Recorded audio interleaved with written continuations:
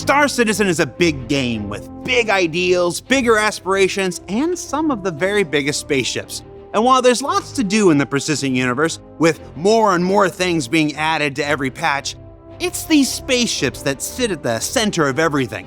That's why each year the community votes big in our annual Ship Showdown, your chance to determine the best of the best and award the winners with new and exclusive paints. And since this year's event starts up on Monday in like 4 days, we've got a special all-vehicle sprint report for you this week.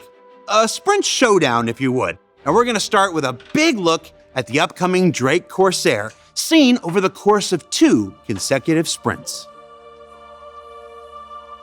As the ship moves through gray box phase, you can see the exterior detail beginning to take shape, as this sprint focused primarily on the nacelle and connecting areas of the starboard side of this asymmetrical vehicle to build them out so they feel properly big and chunky and structurally and functionally sound, as is the Drake way.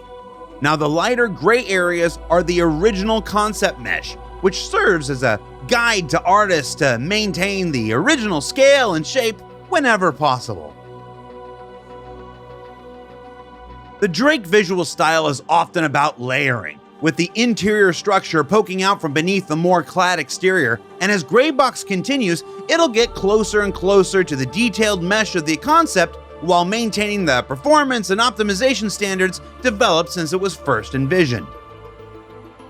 Now, not every part of a ship moves through the pipeline at the same pace, as you can see here with the remote turret jumping from concept mesh straight ahead to final art, since it's a relatively small, self-contained, and not needing the same level of iteration part as the rest of the ship.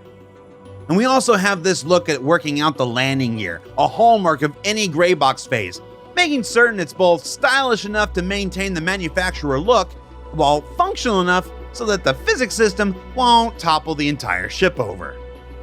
Unless the wind kicks up, or Burks lands it. Savage. And on the inside, this sprint also featured work on the crew quarters with a mix of gray box and final art work coming along quite quickly that's been enabled by efforts of team members from previous Drake ships.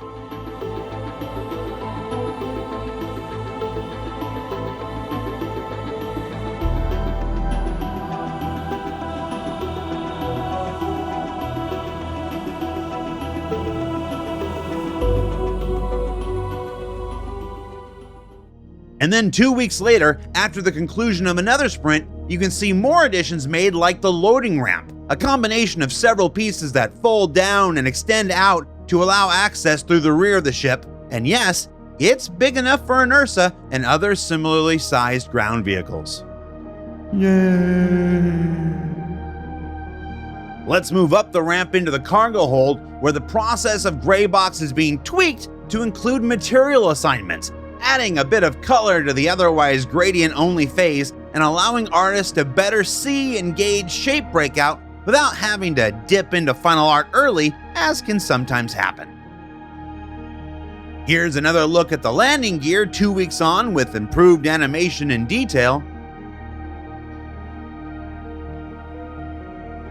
And perhaps most excitingly, this sprint was where the wings were attached to the finished nacelles, necessitating 2 separate attachment and transformation systems for each side due to the asymmetrical nature of the ship, which you can see here with these little doors that open to allow folding up and then close down flat when extended for maximum aerodynamics.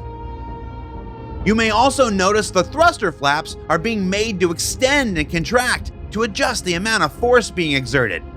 Gotta love that Drake functionality. So feedback during this sprint was to push for a greater diversity between the attached sensor rods from the concept and the mounted weapons on the wings, with additional considerations regarding the front-loading hangars on planets and stations and the potential adjustments that may need to be made to the wings, and, well, we're just going to have to see how those things progress over the next few sprints.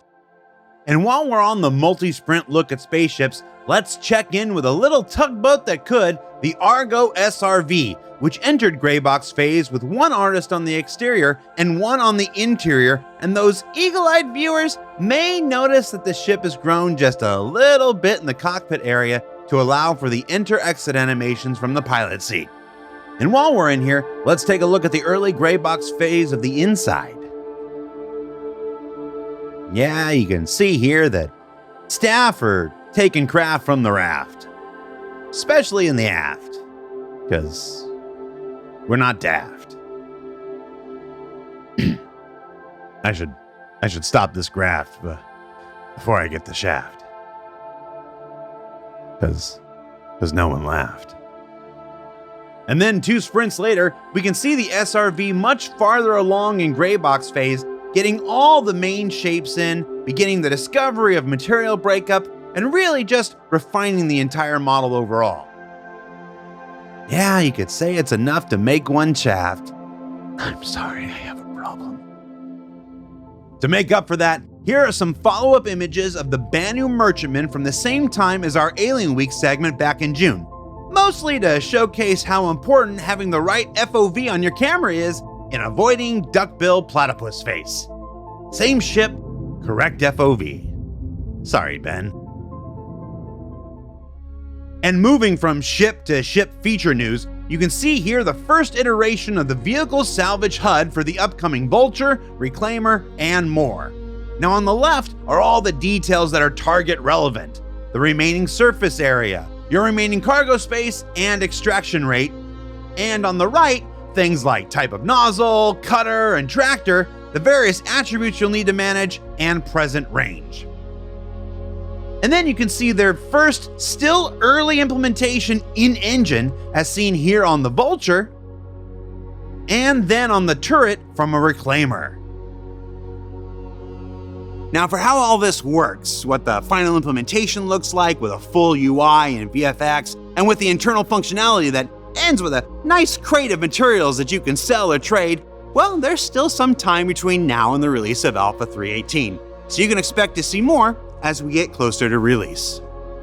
And as a neat bonus, work on the gimbal system for hull scraping has led to new technology that may eventually change the way all gimbals work. What you're seeing here is variable drag and speed based on size and weight, both for the gimbal itself and the item attached to it. What this ultimately means is more customization for players, allowing for faster, smoother gimbals with smaller, lighter items and weapons, and a potential removal of the size restriction for weapons on gimbals, letting players one day use them with weapons of a hardpoint's maximum size, with the requisite trade-off in drag and speed. It's a great example of work for one system potentially leading to improvements in another. And then, in preparation of one of the biggest Life in the Verse changes coming sometime next year, the Hammerhead just had a sprint retrofitting it with internal power relays, a necessary component of the resource management system that is at the center of everything from engineering gameplay, life support, increased time to kill, on-site repair, and the foundational basis for true multi-crew gameplay. Now there's still quite a journey ahead for resource management, but it's exciting to see the work beginning to get integrated into the persistent universe proper. Now of course, those are just the updates on the ships that we can currently tell you about ahead of CitizenCon and IAE on this special Showdown Sprint Report. But maybe you're asking yourself, hey Jared, Ship Showdown 2952 doesn't start for another 4 days. Surely you've got something more than spaceships to show us. Well, it's still a little bit early, but I suppose we can tease this look at recent tests of the UI card system, a brand new way to take building blocks and display it dynamically and diegetically throughout the persistent universe in Squadron 42. Just don't tell anyone.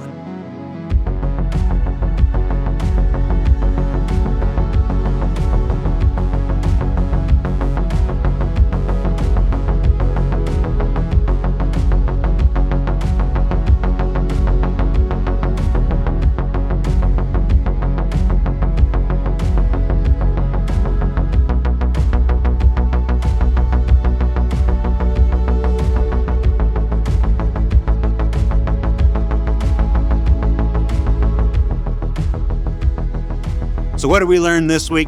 Well, we learned that the Corsair, asymmetrical explorer from Drake, is making pretty solid progress through the ship pipeline. That ongoing work on salvage and hull scraping may yet lead to positive changes for the combat experience through gimbal improvements. that work is already underway retrofitting some of our ships for the enormous change resource management will bring later next year. That FOV is super important if you don't want 36 duck memes of the Banu Merchantman. And that Ship Showdown 2952 begins this Monday, and it's your chance to decide the best of the best over the following month. For Inside Star Citizen, I'm Jared Huckabee, here inside the performance capture stage where characters from Star Citizen and Squadron 42 will be brought to life by tremendous performers as time goes on. We'll see you all here next week. Let me do a couple gestures like...